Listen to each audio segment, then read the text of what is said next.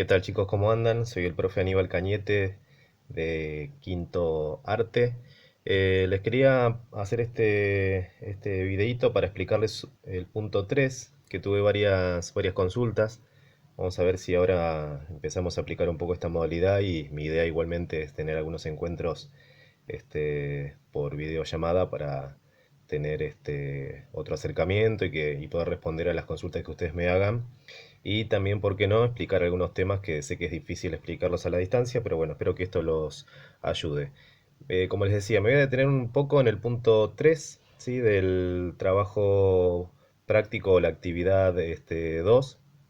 En este caso dice, reducí a la mínima expresión posible aplicando las propiedades de la potenciación. Bueno, por supuesto, para poder trabajar con este punto tienen que haber trabajado las propiedades, que en este mismo práctico les doy los recursos para que los repasen. Son cosas que ustedes ya vieron, pero bueno, sé que por ahí se las pueden olvidar y obviamente tienen toda la libertad de hacer las consultas que sean necesarias, como les fui explicando en algunos casos a los chicos que lo hicieron a través del mail. Bueno, me voy a focalizar en este caso en el punto C y en el D, que sé que varios tuvieron dificultades. Bien, acá les aclaro que es sobre la clase número 2, el punto 3. Tenemos el ítem C, x a la menos 3 por z a la cuarta, ¿sí? Todo esto dividida otra potencia, x a la menos 2 por z a la 6 o a la sexta, todo esto elevado a la menos 3. Bueno, acá hay un par de conversiones que podemos ir haciendo porque tengamos en cuenta que hay algunas operaciones que solamente vamos a poder hacer entre términos que tienen las mismas letras. Entonces, por acá tenemos x y z. En esta parte no hay mucho por hacer.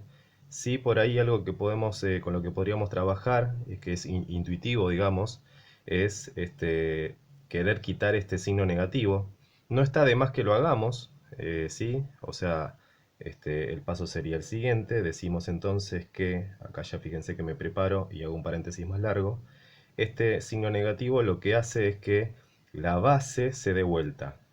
¿Y qué significa que se dé vuelta? Decimos que x la podemos pensar como x sobre 1, o sea que si damos vuelta a la base x sobre 1 nos queda al revés 1 sobre x. Y a su vez, todo esto elevado a la 3, ¿sí? Ahora después vamos a aclarar qué pasa con este paréntesis dentro de otro paréntesis.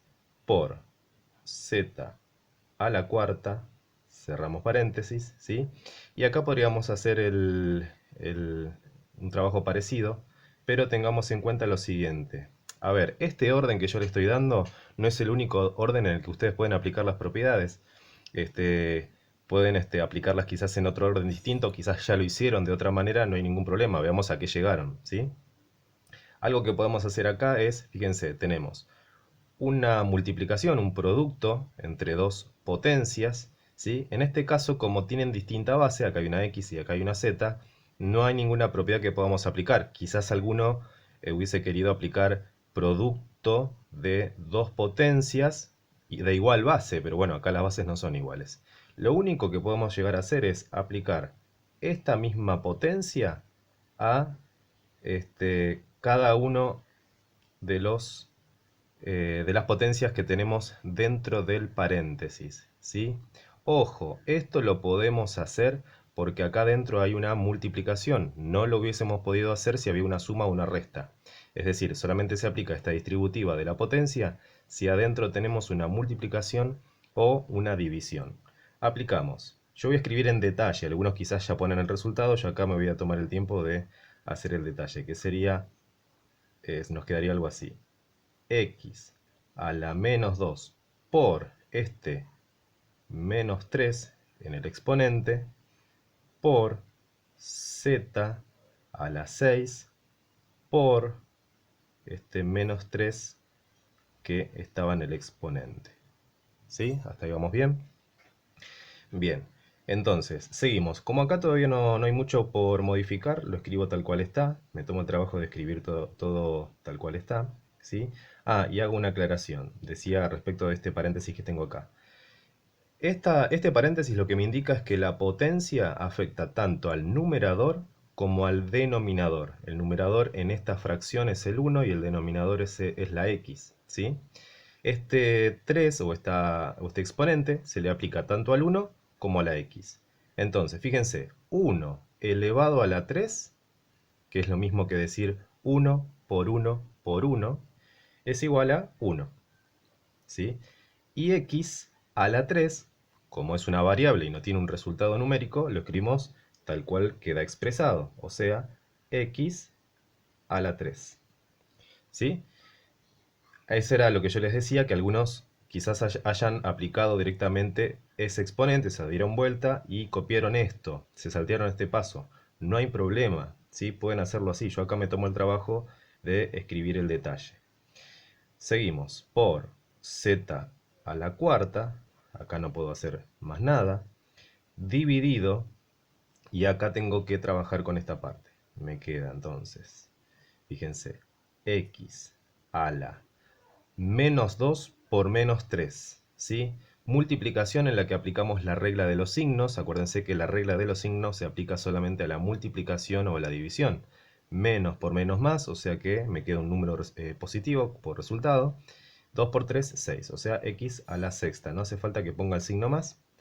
Por z a la 6 por 3. 6 por 3 es 18, pero este es un valor positivo por un valor negativo. Más por menos es menos, menos 18. Cerramos el paréntesis, ¿sí? Bien, acá hay un paso interesante a seguir y tiene que ver con distintas formas en que podemos expresar. Acá yo igual, fíjense, tengo una fracción, ¿sí?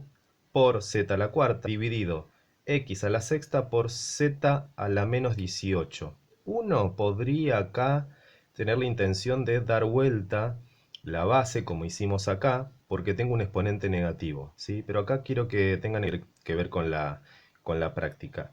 Eh, a mi criterio, en este paso no sería tan necesario hacer lo mismo que hicimos acá. Es más, fíjense, yo acá es como que voy a volver sobre mis pasos y voy a decir que 1 sobre x a la 3 es igual a x a la menos 3. ¿Sí? Fíjense, volví a la expresión original, porque me estoy dando cuenta que me conviene dejarla así, ahora vamos a ver por qué. Por z a la cuarta, ¿sí? Y acá voy a utilizar un criterio que tiene que ver con el uso de la división, para que se den cuenta el paso que vamos a seguir. Insisto, yo sigo más en detalle cada uno de los pasos por el simple hecho de que no nos perdamos el porqué de cada avance que estamos haciendo, ¿sí? Entonces, acá vamos a seguir de la siguiente manera. Como esto es una división, ¿sí? Como esto es una división, también tengo que entender lo siguiente. Y acá, fíjense lo que voy a anotar acá a un costado, ¿sí? Un detalle, una observación. Pongamos acá observación, ¿sí? A tener en cuenta. Por ejemplo, si yo tengo A dividido B, esto es igual, o sea, lo puedo expresar también de otra manera, como fracción, como A sobre B.